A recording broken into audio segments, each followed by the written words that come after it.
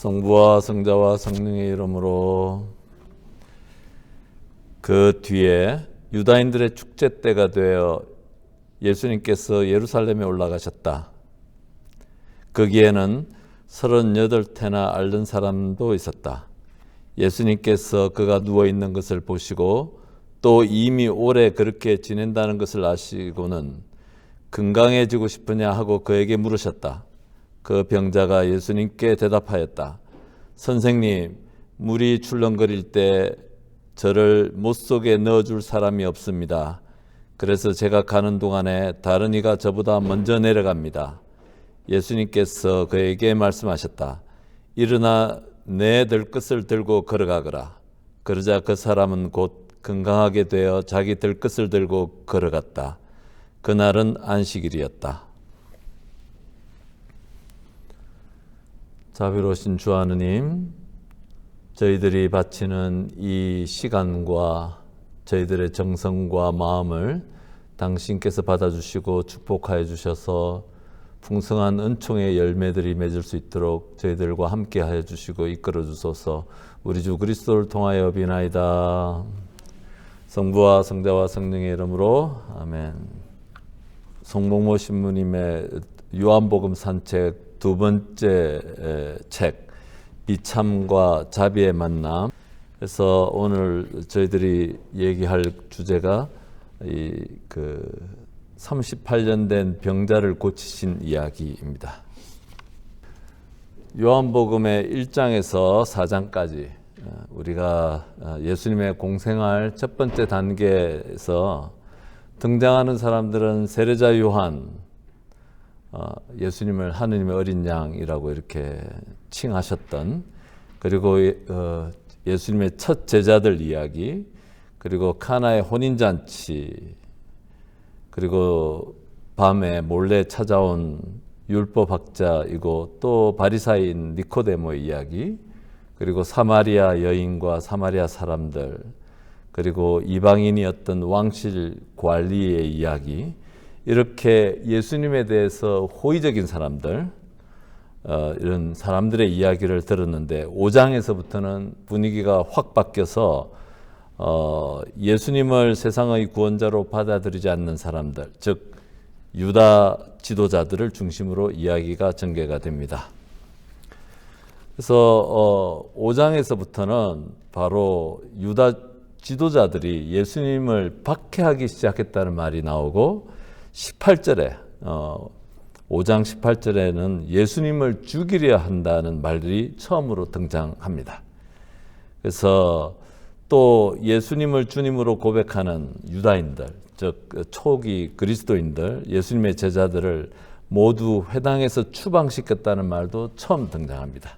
그래서 5장에서부터 이제 12장까지 예수님의 적대적인 사람들을 중심으로 이렇게 이야기가 전개가 되고, 그리고 이 유다 지도자들과의 그 논쟁, 끊임없는 논쟁들 안에서 두 가지 큰 주제가 있는데, 하나가 첫 번째는 예수님께서는 유다인들의 그 축제, 그들이 갖고 있는 그 4대 축제가 있는데 그 축제를 완성하시는 분으로 이렇게 그 요한복음 우리에게 알려주고, 두 번째 주제는 예수님께서 유다 지도자들과의 논쟁을 통해서 당신이 누구신지, 당신의 정체가 누구신지를 드러낸다는 것이 제일 중요한 두 가지 큰 핵심 주제가 될 것입니다.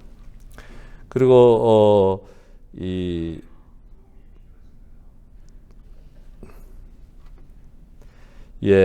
그리고 그 송복모 신부님의 이 말씀 저는 굉장히 감동적이고 중요한 이야기인데 여러분들도 같이 이 마음에 담았으면 좋겠습니다. 이 책이 다루고 있는 성경 본문을 읽으면서 우리는 인간 구원을 위한 예수님의 간절하고 애타는 마음을 보게 되는데, 거기에 끊임없이 당신을 거부하고 죽이려 하는 유다 지도자들, 그들조차도 구원으로 이끌고자 하는 마음을 결코 놓지 않는 예수님의 그 간절한 마음을 만나기를 바라신다고 송신부님이 첨부하셨는데 굉장히 중요한 말이라고 생각됩니다. 여러분들도 성서를 읽으면서 또 책을 읽으면서 제일 중요한 것은 예수님의 그 마음, 예수님의 사랑을 깊이 알아듣는 데 있다는 것. 예수님께서 논쟁을 하시면서 이렇게 말씀하셨지 저렇게 말씀하셨지 하는 이러한 내용도 중요하지만 더 중요한 것은 그 텍스트 안에 있는 행간에 숨어 있는 그 예수님의 마음, 사랑을 알아듣는 것이 가장 중요한 것입니다. 그래서 이 책 제목 이 비참과 자비의 만남은 우리 초대 교부 중에 우뚝 서 계시는 아우구스티노 성인의 요한복음 강론집에서 특별히 그 가늠하다가 현장에서 잡혀서 끌려온 그 여인에 대한 강론에서 아우구스티노 성인이 사용한 표현입니다.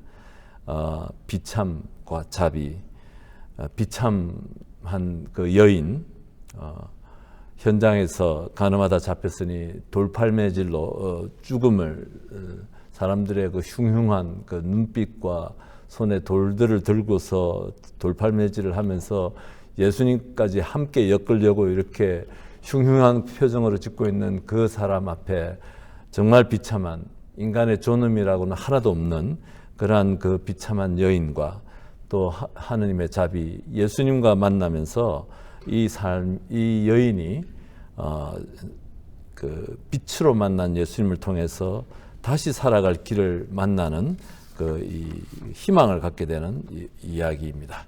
그래서 이렇게 비참과 자비의 만남 안에 우리 인간을 지극히 사랑하시는 예수님을 인격적으로 깊이 만났으면 하는 바람을 송신부님께서 적고 계시고 우리도 그 의도를 갖고서 이 책을 읽고 또 기도도 하셨으면 좋겠습니다. 상처받고 절망한 이들, 불쌍한 사람들만을 예수님께서 특별히 사랑하시는 것이 아니라 당신을 적대하는 사람들까지도 끝까지 포기하지 않고 구원의 삶으로 이끌고자 애태우시는 주님의 마음을 생생히 만나기를 바랍니다. 그래서 5장에서 10장은 유다인들의 축제를 둘러싸고 벌어지는 에피소드를 소개하고 있는데 5장에서 축제란 단어가 처음 사용되고 6장에서는 파스카 축제, 7장에서는 초막절 축제, 10장에서는 봉헌절 축제 등 이렇게 연속해서 계속 나옵니다. 그래서 이 요한복음서가 우리에게 설명하는 것은 예수님께서는 이런 유다인들의 그 축제를 완성하시는 분, 우리가 율법을 폐기하러 오신 분이 아니라 율법을 완성하러 오셨다는 것 마찬가지로 축제를 폐기하러 오신 분이 아니라 축제를 완성하시는 분으로 요한복음은 예수님을 이렇게 소개를 하고 있는 것이죠. 그래서 우선은 그 파스카 축제는 이 유다인들이 이집트에서 종살이를 하면서 노예살이를 하면서 인간을 해방시키시는 분 하느님 야훼 하느님을 이제 파스카 축제를 그래서 어린 양의 그 피를 문설주에 발라서 그 피가 발려져 있는 그 집을 그 하느님의 영이 지나가면서 그 피가 발라진 집은 건너뛰는 것, 죽음에서 생명으로 건너뛰는 것 파스카이고 패스오버고 그래서 건너뛰다라는 뜻을 갖고 있죠. 그래서 바로 그것을 파스카 축제라는 죽음에서 생명, 노예에서 자유로 이렇게 하나님 백성으로 해방되어지는 그것을 기념하는 파스카 축제. 그리고 초막절은 이집트를 탈출해서 약속의 땅에 들어갈 때까지 40년 광야 생활을 하면서 하느님께서 밤에는 이 불기둥으로 그들을 지켜주시고 또 물을 터뜨려서 이스라엘을 물과 빛으로 이스라엘 돌보아 주신 것을 기념하는 축제이고 그런데 예수님께서는 바로 이 자신이 생명의 물, 참된 생명의 물이고 참된 빛이다라고 선포하시는 것입니다. 그래서 그 물과 빛, 그 초막절에서 제일 중요한 그 예식인 물의 예식과 빛의 예식이 있었는데 본인이 내가 빛이다라고 얘기하시고 내가 생명의 물이다라고 이렇게 말씀하십니다. 그리고 성전 봉헌 축제는 성전을 하느님의 도우심으로 다시 찾게 된 것을 기념하는 축제인데 이 축제 때 예수님께서는 당신 자신이 참된 성전임을 선포하십니다. 그래서 봉헌절 축제를 완성하신다. 예. 그래서 이렇게 그 축제들이 다 이렇게 거론되고 있는데 오늘 우리가 다루려고 하는 이 5장에 보면은 첫 번째 이 5장에서는 특별히 어떤 축제가 거론되진 않아요.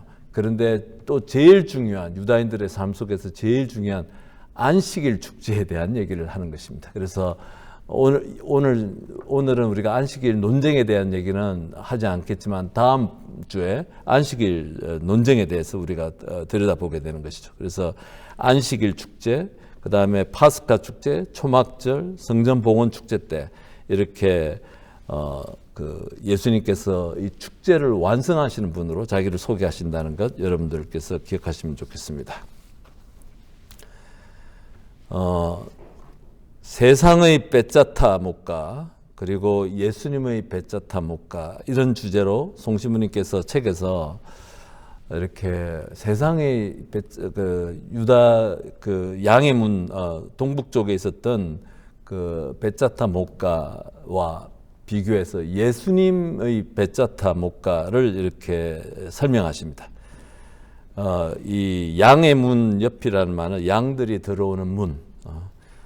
이제 그 옆에서 1970년대 고고학적 발굴이 있었고 거기에는 축구장 정도 크기의 목가가 있었고 물의 깊이가 6m 정도로 추정되는 그런 연못이 있었다는 거죠. 그리고 이 목가에는 행각이 5채 있었다. 거기에 5채 주랑 행각에 수많은 많은 병자들이 이렇게 하느님의 천사가 내려와 연못에 물을 휘저주기를 고대하고 기다리고 있었다는 것이죠.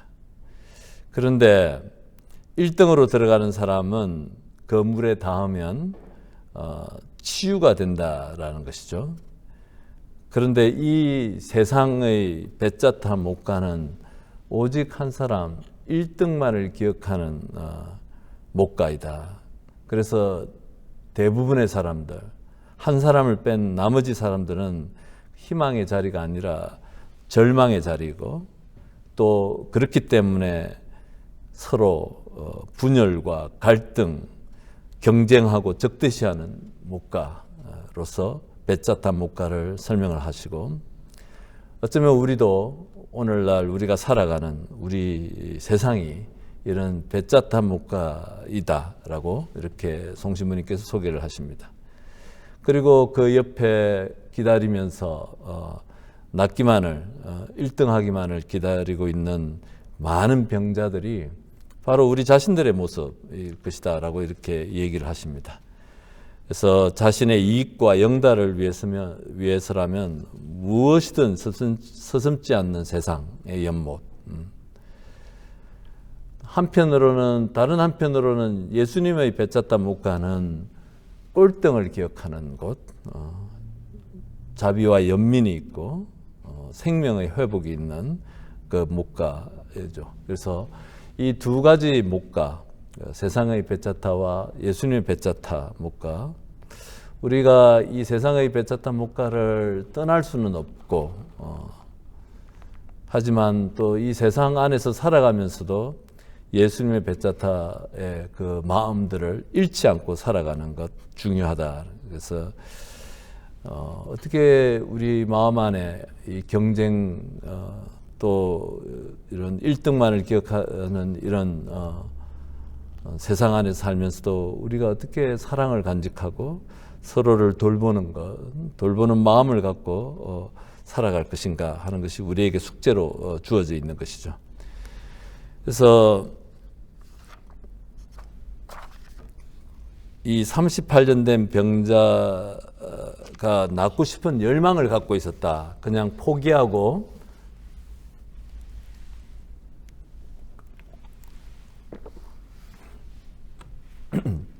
병을 포기하고 그냥 옆에 그 목가 옆에 그냥 앉아 있는 것이 아니라 간절한 갈망을 갖고 앉아 있었던 병자로 소개를 하십니다.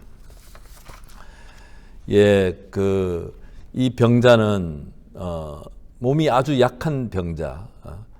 일어나 내 들 것을 들고 가거라라고 명령하신 것을 보면 이 사람은 제대로 일어설 수 없는 사람, 엉금엉금 기어다니는 사람이었을 것이고, 일어나라라는 것은 제대로 걷지 못하는 그에게 일어나 걸으라라는 것이고, 들 것을 들으라는 것은 제대로 물건조차 들 수 없는 그에게 들 것을 들다라는 뜻이다라고 송신부님이 설명을 하십니다. 예, 언제부터 그곳에 있었는지는 모르겠지만 굉장히 오랜 시간 동안 그는 연못 물이 출렁거릴 때마다 번번이 절망감을 맛보았을 것입니다. 이렇게 절망에 빠진 희망이 없는 그 사람마저도 예수님께서 찾아오신다. 사마리아 여인을 찾아가셨던 것처럼 이 절망에 빠진 이 사람을 찾아오셔서 예수님께서 그에게 갈망에 불을 지피시고 희망을 주신다. 그래서 이 소경이 아니죠. 이 병자는 집념을 갖고 있었는데, 선생님, 물이 출렁거릴 때 저를 못 속에 넣어줄 사람이 없습니다 라고 하는 것은 이런 뜻일 것이다 라고 소개를 하십니다. 저는 정말 낫고 싶습니다만 저 혼자서는 안 되고 누군가의 도움을 받아야 하는데 도와줄 사람이 없어 너무 답답하고 힘듭니다 라는 뜻. 그는 계속 이렇게 얘기를 합니다. 제가 가는 동안에 다른 이가 저보다 먼저 내려갑니다. 이 말은 병이 나았으면 하는 그의 집념을 잘 드러낸다. 가는 동안에 그 가다라는 동사, 시제가 그리스에 있는 그 시제, 영어 시제하고 조금 다른데 현재형이 쓰였는데, 이 그리스어에서 현재형은 반복되는 그 시제를 의미하는 겁니다. 한 번이 아니라 언제부터인지 모르지만 계속해서 지금도 하고 있다는, 계속해서 하고 있다는 현재형이죠. 그래서 포기하지 않고 끊임없이 이렇게 그 물에 내려가려고 불편한 몸을 끌고 내려갔다는 뜻이다. 그렇죠. 그래서 첫 번째 1등을 할 수 없는 것을 알면서도 그걸 포기하지 않는 그 집념을 가진 그 병자였다. 그리고 예수님께서 이렇게 물으십니다. 온전해지고 싶으냐? 건강해지고 싶으냐? 건강해지고 싶으냐라고 성서에 번역되어 있는데, 이것의 그리스어 직역은 온전해지고 싶으냐라는 뜻입니다. 오랜 세월 이 질문은 이 병자에게만 한 것이 아니라 우리에게도 이렇게 던지는 질문이시다는 것이죠. 우리 각자들 다 각자의 문제들이 있죠. 저도 있습니다. 근데 바쁘게 살다 보면 잊어버리고 덮어버리고, 하지만 이런 악습들, 또 이런 태도들, 또 이런 것들 이렇게 벗어나면은 훨씬 더 기쁘고 행복하게 더 생명력 있는 삶을 살아갈 수 있는 것들이 우리 각자가 갖고 있는 것이죠. 근데 문제는 우리가 그것을 여러 가지 이유로 뒤로 미루고, 또는 그래서 또 다른 걸로 내가 착각해서 스스로 살면서 그렇게 자주 이렇게 자각을 하지 못하면서 살아간다는 것이죠. 그래서 이 질문, 낫고 싶으냐 또는 온전해지고 싶으냐라는 이 질문은 우리에게 하는 질문이기도 하신데, 당신은 정말 그 우울증에서 벗어나고 싶습니까? 당신은 정말 무질서한 생활을 정리하고 싶습니까? 당신을 정말 예수님의 모습을 담고 싶습니까? 우리 이렇게 묻는 질문이라는 것이죠.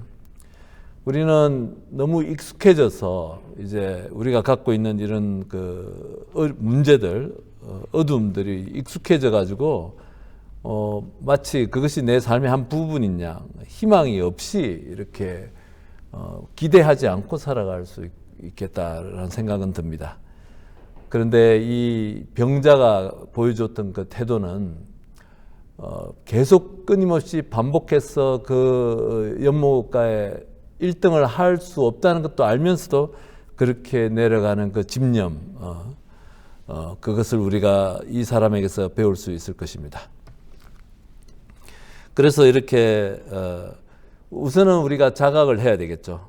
나에게 내가 정말 벗어나고 싶은, 내가 온전해지고 싶은 어떤 그 부분을 자각을 하고, 그리고 결단해야 되고, 그리고 실천으로 행동이 따라야 된다. 결심만으로 안 되고 이렇게 단호한 행동이 있을 때 비로소 이렇게 변화가 가능하다. 우리 삶은 언제든지 열려져 있는데 우리 스스로가 안주하고 있고 익숙해져 있고 습관이 되어서 포기하고 희망 없이 살아가는 경우가 많은 경우 그렇다고 생각이 됩니다. 주님이 이 병자를 38년 된 병자를 거칠게 다루신다라고 말씀하십니다. 이 예수님은 이 38년 된 병자가 기대했던 그 방식으로 대하지 않습니다. 연못가로 데리고 가서 그를 가장 먼저 연못에 들어가게 하는 식으로 이 병자를 돕지 않습니다. 일어나거라, 들것을 들으라, 그리고 걸어가거라. 이 말은 이 병자에게 대단한 도전이다 하는 것이죠. 이 38년 동안이나 아팠던 일어서지 못하는 사람한테 일어나거라. 그래서 물건을 들 수도 없는 사람한테 들 것을 들으라. 그리고 38년 동안 근육이 다 죽어 있는 그 사람에게 걸어가거라라는 말은 굉장한 도전이다 하는 것이죠. 마치 예수님께서 실로암 그 소경을 고치시고 진흙을 발라 그 소경의 눈에 대고 눈에 이렇게 발라주시고 가서 저 실로암 연못에 가서 이렇게 그 눈을 씻으라라고 이렇게 얘기했는데, 이 소경이 실로암까지 내려가는 길이 만만치 않은 비탈길이고 1km가 넘는, 제가 그 길 실로암 연못이 가봤는데, 이렇게 성지순례 가서 가봤는데 이게 쉽지 않더라고요. 한참 꼬불꼬불 내려가야 되는 그 길인데, 그렇게 예수님께서는 사람들에게 모두 친절하게 은총을 그냥 거저주시지 않는다. 이렇게 도전도 하신다는 것이죠. 그래서 이 병자에게는 일어나라는 말은 굉장한 도전의 말이고, 우리 스스로도 바로 이 38년 된 병자다. 우리에게도 일어나거라라고 말씀하신다. 우리의 약한 세계가 있죠. 우리 각자는 아무한테도 말 못하는, 말하기 싫은 그런 약한 세계가 있고, 또 어두운 세계가 있고, 또 병든 세계도 우리 각자 조금씩은 다 있습니다. 여기에서 예수님께서 일어나라라고. 비록 이런 부분들이 우리에게 습관이 되어져서 내 삶의 일부분처럼 느껴질지 모르지만, 우리가 하느님의 빛으로, 예수님의 빛으로 비추어서 그곳에서 일어나라라는 그 초대이다. 38년 된 병자에게 하셨던 말씀이 곧 우리에게 하시는 말씀이다 하는 것이죠.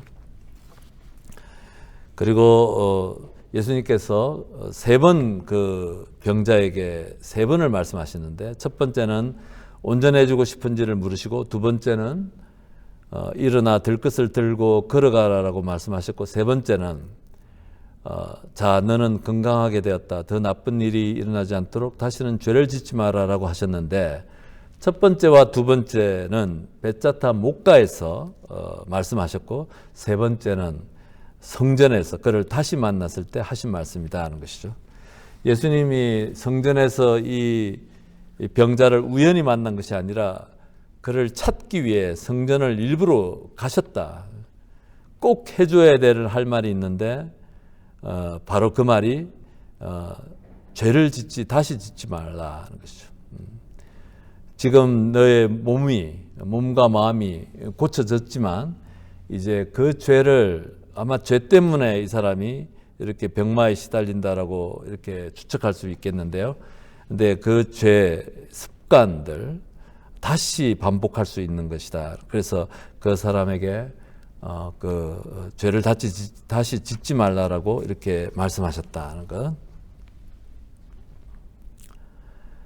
예수님께서 왜 다시는 죄를 짓지 말라고 하시는 걸까? 이 죄스러운 습관이 그를 가만두지 않을 것이다. 그래서 그가 예수님 덕분에 새로운 인생을 위한 생명의 길에서 있지만 언제든지 다시 죽음의 길을 선택할 수 있는 사람이었다는 것이죠.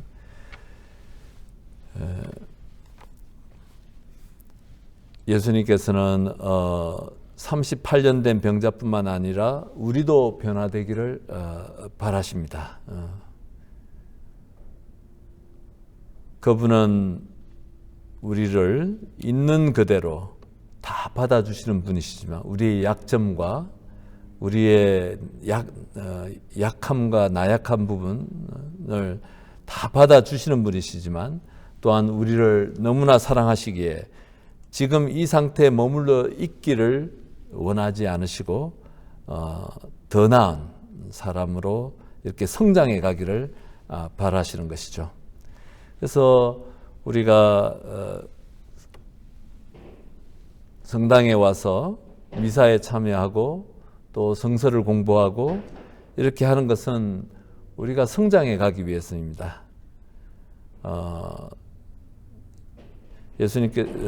송신부님께서 이렇게 얘기하시는 거죠. 예수님을 닮아가는 것에 대한 얘기를 하는 것입니다. 예수님을 닮아가는 것. 우리가 미사 때 영성체를 하죠. 영성체를 하는 제일 중요한 것은 거룩한 그분을 내가 모시는 것만이 아니죠. 모시는 것인데 그것의 더 중요한 뜻은 내가 그분과 일치한다는 것이죠. 일치한다. 내가 그분이 일치하기 때문에 영성체하는 그 순간이 제일 중요한 것이죠. 일치한다. 그 일치한다는 것이 그냥 그 순간에만 끝나는 것이 아니라 우리가 여러 가지 면에서 그분의 마음을 내가 더 깊이 알아듣고 또 그분의 사랑을 더 깊이 알아듣는 것이고 그리고 우리가 갖고 있는 신앙, 죽어서 하늘나라에 간다는 그런 단순한 신앙도 신학적으로는 이런 것이죠. 우리가 그분과 일치한다는 것이죠. 죽어서 이 세상 안에서 우리가 그분을 이제 얼굴을 볼 수 없지만 우리가 죽어서 하늘나라에 들어간다는 것은 여러분들께서 미사 때 기도문들 이렇게 보면 당신의 얼굴을 뵙는다라는 표현이 있어요. 그죠? 그것이 그분을 바로 대면하고 그분과 일치하겠다는 뜻이죠.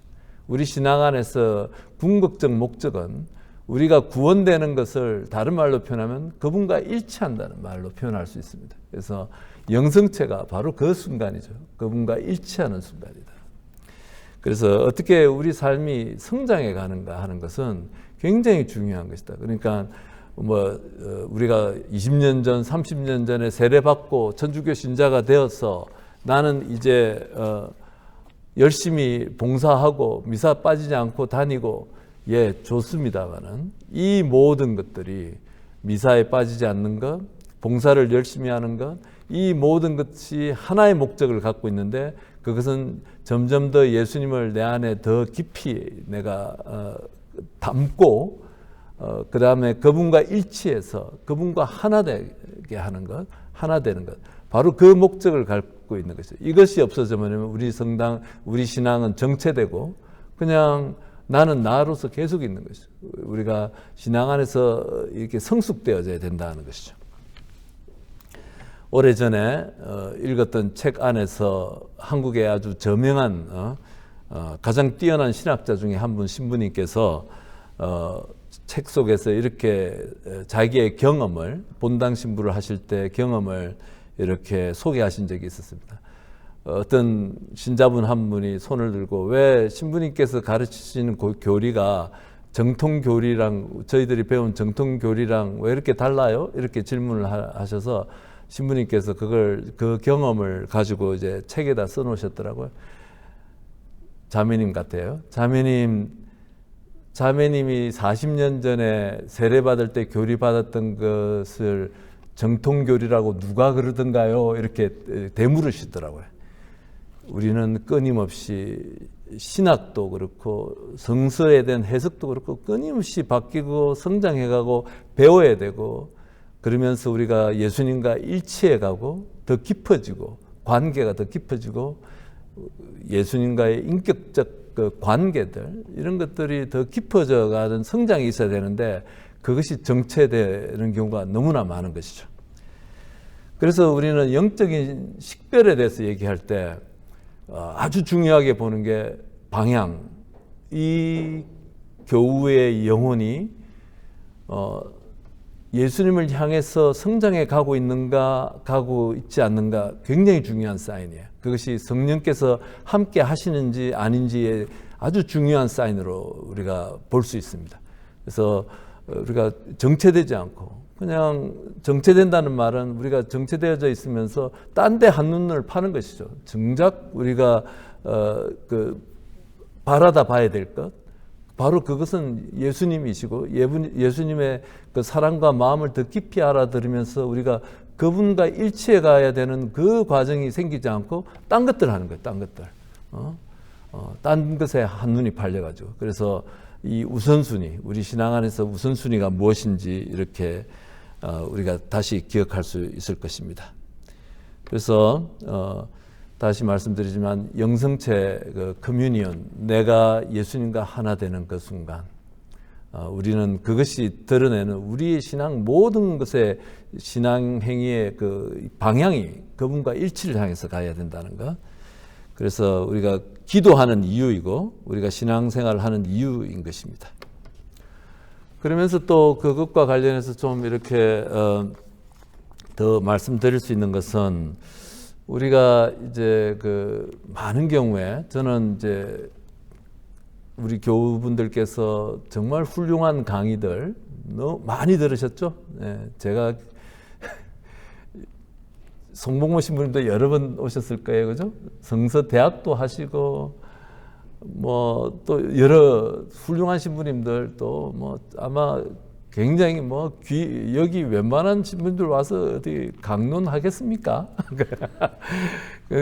훌륭한 강의와 강론들 이렇게 많이 이렇게 들으셨을 텐데, 이제 이것이 머리로서가 아니라 마음으로 이렇게 내려가야 돼요. 여기서 머리하고 마음하고 거리가 어마어마하게 멀어요. 그래서 이것을 깊이 내리고 하는 데는 내가 기도해야 됩니다. 내가 기도하지 않는 한 절대 내려가지 않아요. 이게 지식으로만 남습니다. 지식으로만. 여러 가지 그냥 이런 지식으로 남는데, 이것이 내 삶을 통해서 이렇게 표현되어지는 것이 되려면 기도하면서 이것이 통합되어져야 돼요. 내 마음과 행동과 이것이 이렇게 통합되어져야 되는데, 이 딥다운 되지 않는 우리 신앙적 지식들, 그래서 제일 걱정이 그거예요. 그래서 이제 제가 이렇게 기도 조금 송 신부님의 책을 그냥 좀 잘 읽으시라고 조금 도와드리고, 살을 붙여서 좀 도와드리고, 또 기도 자료를 드리는 이유가 여러분들이 좀 기도하시라는 거예요. 하루에 30분이라도 내시면은, 그래서 들었던 이야기, 이것을 좀 내재화되고 내 것으로 만들고, 그랬을 때 우리 신앙이 성숙하는 것 같고 우리 삶이 변화되는 것 같습니다. 하루에 30분이라는 시간이 쉽지 않은 시간이 있긴 하지만, 우리가 하느님께 바치는 시간이 우리의 정성으로 아무것도 안 하셔도 되는데 하느님께 바친다 하고 생각하시고 나에게 소중한 시간을 그분께 바쳐드리는 그 태도가 굉장히 중요한 태도입니다. 그래서 어떤 분들은 신부님 기도할 때 앉아 있으면 온갖 분심들 때문에 제대로 기도가 안 돼요, 그렇게 얘기를 하시는데, 그럼에도 불구하고 하나님께서는 그 모습을 굉장히 사랑스럽게 보실 것이다 라고 생각됩니다. 그래서 내가 시간을 내어서 기도하면서 또 우리가 들었던 이야기들, 또 성서를 읽으면서 다가왔던 이야기들을 내 마음속에 이렇게 깊이 딥다운 시키는 거, 머리에서 마음으로까지 하는 그 과정들 굉장히 중요하다고 생각이 됩니다. 이 38년이나 앓던 병에서 치유된 사람은 자기를 고쳐준 사람이 누군지 몰랐습니다. 왜냐하면 예수님께서 바로 떠나셨죠. 바로 그 자리를 떠나셨습니다. 예수님께서 급히 떠나신 이유는 군중들이 몰려 있었기 때문에, 예수님께서는 치유자로 오신 게 아니에요. 위대한 치유자, 기적을 행하시는 분으로 오시는 것이 아니라 이 세상에서 이 세상의 죄를 갖다가 죄에서 우리를 구원하시기 위해서 오셨던 것인데, 그분의 의도와 다른 방향으로 사람들이 몰고 가는 것을 피하신 것이죠. 그래서 그 자리를 뜨셨다. 그리고 계속 예수님께서 그 치유 기적을 행하시고 나서 사람들한테 이것을 얘기하지 말라라고 신신당부하십니다. 본인의 의도는 우리를 죄에서 구원하시는 것이고, 그 죄에서 구원하시는 것은 그분의 순환과 죽음을 통해서라는 것인데, 그것이 아니라 기적, 그리고 이런 외적 표징에만 사람들이 매달리는 것들을 피하신 것이다.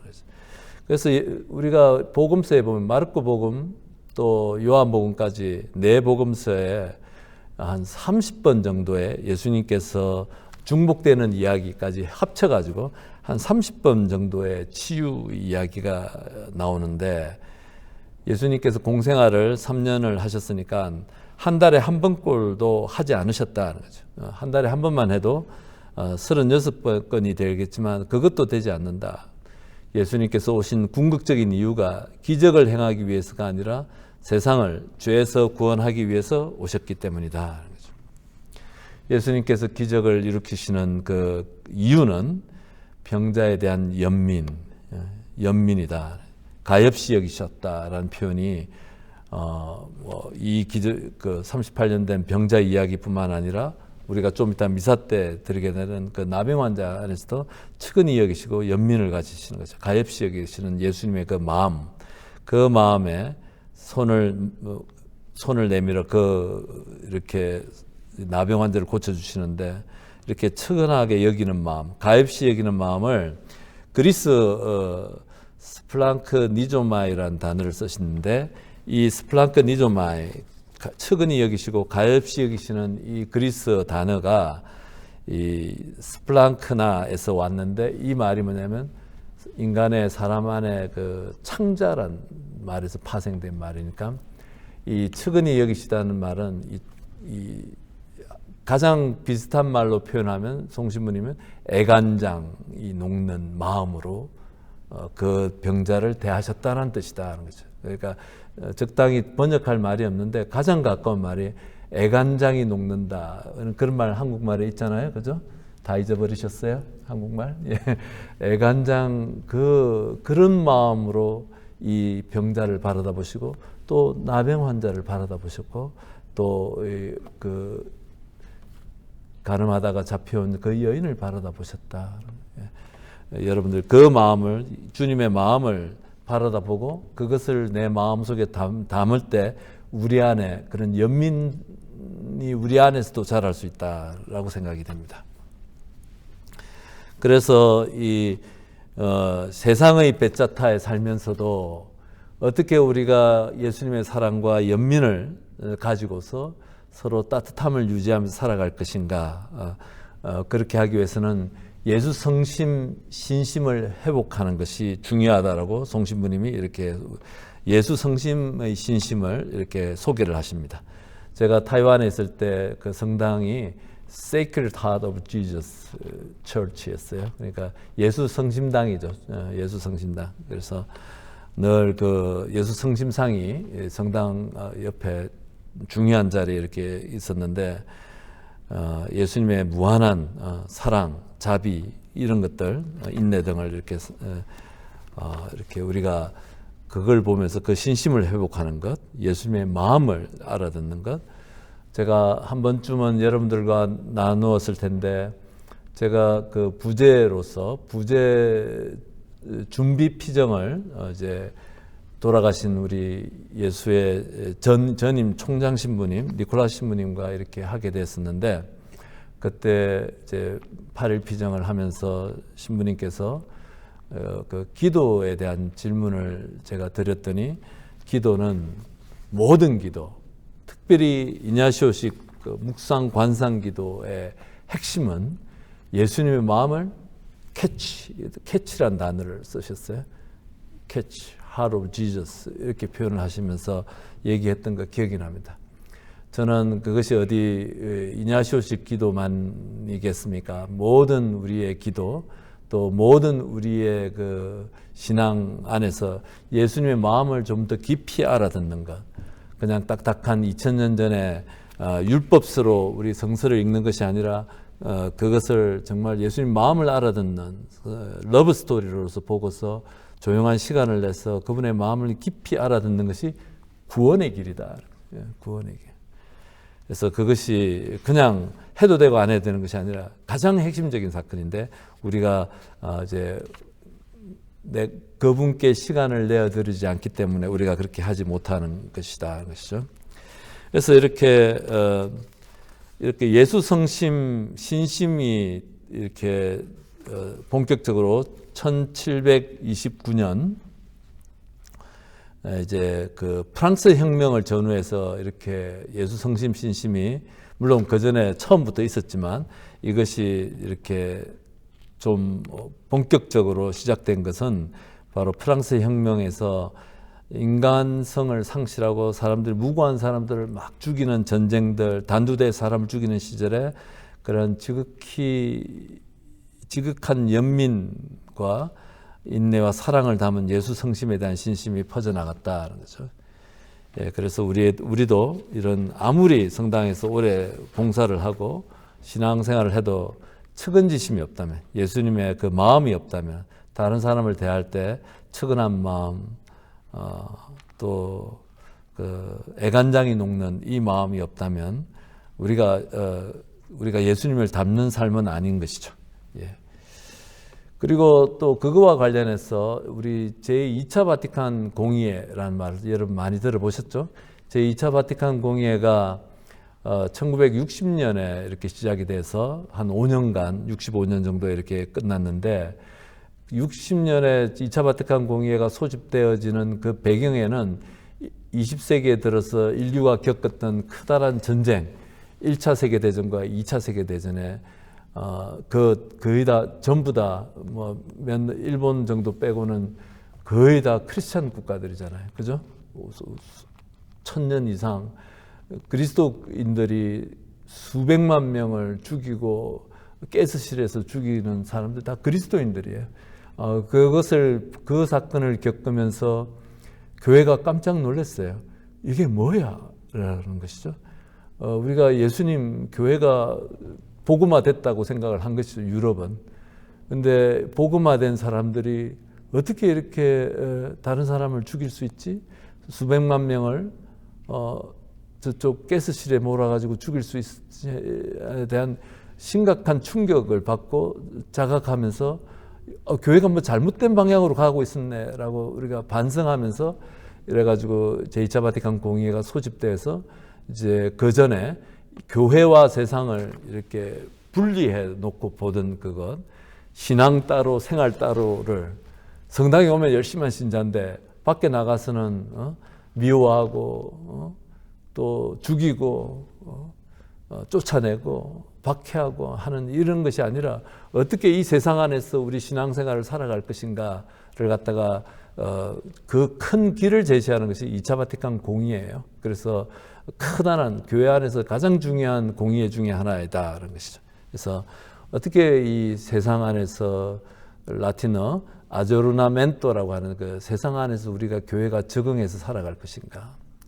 아까도 말씀드렸듯이 바로 이 그 세상의 베차타 안에서 살면서도 우리가 어떻게 예수님의 베차타를 살아갈 것인가. 그것에 대한 고민이 2차 바티칸 공의회다라고 이렇게 말씀드릴 수도 있겠습니다. 그리고 이 38년 된 병자의 치유 기적에 대해서 알레고리적 해석 이런 걸로 송신부님께서 설명을 좀 하는데, 알레고리에 대한 그리스 문자적 의미는 달리 말하기다.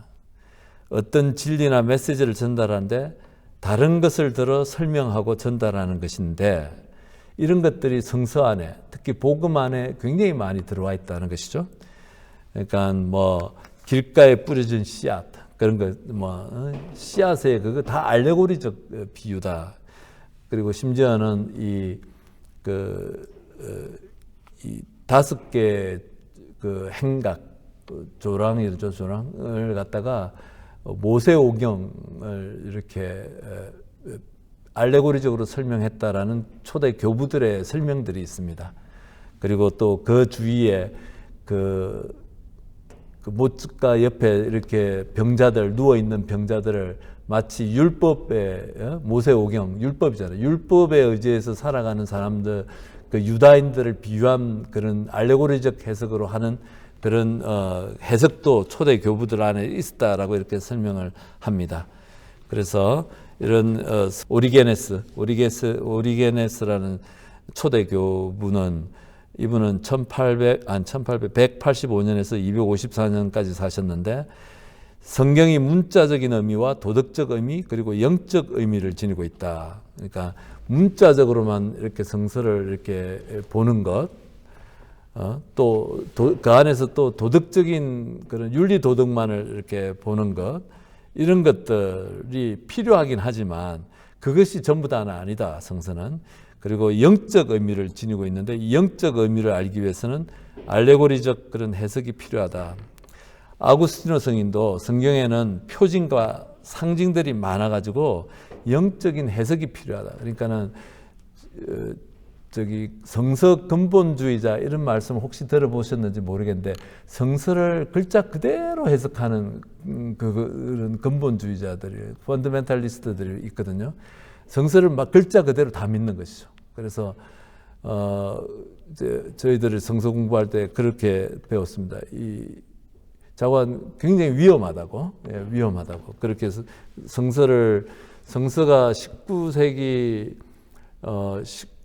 말부터 성서에 대한 연구가 급속도로 발전을 이뤘어요. 그전에는 이렇게 이제 잘 모르는 것들이 많았는데, 19세기 후반부터 성서에 대한 것이 굉장히 발전을 해서 여러 가지 방법으로 성서를, 단어를 비교를 하기도 하고, 이 단어가 저 단어에서 어떻게 사용됐는지 이런 것들을 쭉 하고, 또 구약에서는 어떻게 사용되었고, 또 고대 근동의 다른 문자 안에서는 또 어떻게 사용된지를 연구를 하면서 굉장히 19세기 말 20세기에 걸쳐 가지고 성서가 이렇게 발전을 하면서 성서에 대한 새로운 이렇게 자각이 이렇게 생겨난 것이죠. 그래서 성서 안에는 문자적으로 보는 것도, 또 이 도덕적 의미만을 보는 것도 아니고, 영적인, 성서가 이런 자료들을 통해서 우리에게 얘기해 주려고 하는 영적 의미를 알아듣는 것 중요하다는 거, 이렇게 조금 기억하셨으면 좋겠습니다. 기도 자료 제가 좀 설명해 드리겠습니다. 기도 자료 2가지 이렇게 좀 제가 적어 봤습니다. 건강해지고 싶으냐라는 예수님의 말씀, 온전해지고 싶으냐라는 뜻인데, 저는 굉장히 감동적이에요, 이 이야기 안에. 왜 이렇게 느끼냐면은, 그날이 안식일이었다. 다음 주에 제가 좀 설명을 드리는데, 안식일에 예수님께서 이 사건 때문에 유다인들이 예수님을 죽이기로 결심하는 것은 예수님이 안식일을 지키지 않아서가 아니고, 다른 사람조차 안식일을 어기게 만들어서 예수님을 죽이려고 하시는 사건이다. 그러니까 이 사람이 들 것을 들고 가는 건 안식일법을 깨게 만드는데, 예수님께서는 온전해지고 싶으냐, 낫고 싶으냐라는 말 안에 자신의 희생을 담고서 지금 질문하시는 거예요. 자기를 내어놓는, 자기 목숨을 위험, 결국 그것 때문에 본인께서 돌아가시는데 이 말은 그냥 예수님께서 지나가다가 아무 영혼 없이 던지는 말씀이 아니다는 것이죠.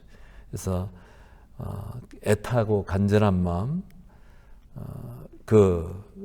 그렇게 그 마음이 담겨져 있는 질문입니다. 그래서 그리고 이런 예수님의 애타는 마음과 또 낫고 싶어하는 그 병자의 마음, 그 두 마음이 만났을 때 치유가 일어나고 우리 삶의 변화가 일어난다. 그래서 이런 예수님의 마음 안에 좀 머물러 보라라고 제가 초대를 하고 싶은 거죠. 또 곁들여서 우리가 기도하면서 예수님께 도움을 청할 수 있겠죠. 우리가 자각하지 못하고 깊이 이렇게 갈망하지 못하는 내가 치유되어져야 되는 부분들에 대해서 내가 어떤 갈망을 가질 수 있도록 예수님의 도움을 청할 수 있겠습니다. 이 기도를 통해서. 두 번째 기도는 다시는 죄를 짓지 마라. 예수님은 38년 된 병자뿐만이 아니라 우리도 변화되기를 바라신다. 예. 우리의 변화는 예수님을 닮는 것이고 모든 그리스도인의 그 이정표죠. 예수님을 닮아가는 것은 우리가 그분을 우리 마음 안에 담는다. 그래서 내 안에, 우리 안에 예수님에 대한 갈망이 얼마나 있는지 이렇게 성찰하시고 또 우리 안에 이 갈망이 좀 부족하면은 갈망을 당신께서 좀 주십사라고 이렇게 청하십시오.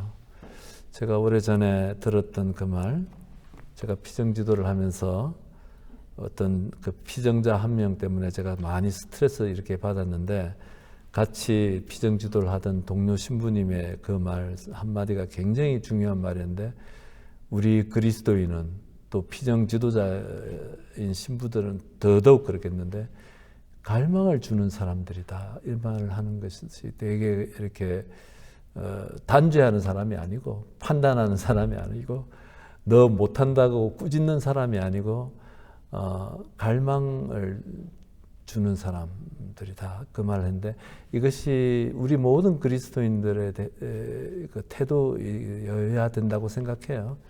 우리 그냥 쉽게 다 옆에 주위 사람들한테 툭툭 한마디 던지는 게 아니라 어떻게 예수님의 간절한 마음으로 저 사람이 신앙생활을 잘 할 수 있도록 성당 안에서 위로를 받을 수 있도록 또 하느님께 대한 예수님에 대한 갈망을 가질 수 있도록 그 갈망을 불러일으키는 말과 행동 그리고 태도들 이것이 굉장히 중요한 그리스도인의 우리가 그것이 예수님을 닮는 길이라고 생각합니다. 그래서 여러분들께서 이런 걸 가지고 제가 이런 피정지도를 많은 피정지도를 이렇게 해봤지만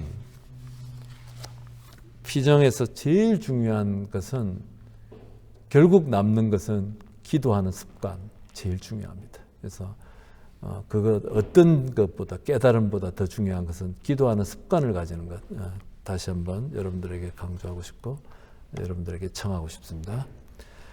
마치도록 하겠습니다. 주님 감사합니다. 저희들의 정성을 당신께서 기쁘게 받아주십시오. 영광이 성부와 성자와 성령께 전같이 이제와 항상 영원히 아멘. 성부와 성자와 성령의 이름으로 아멘.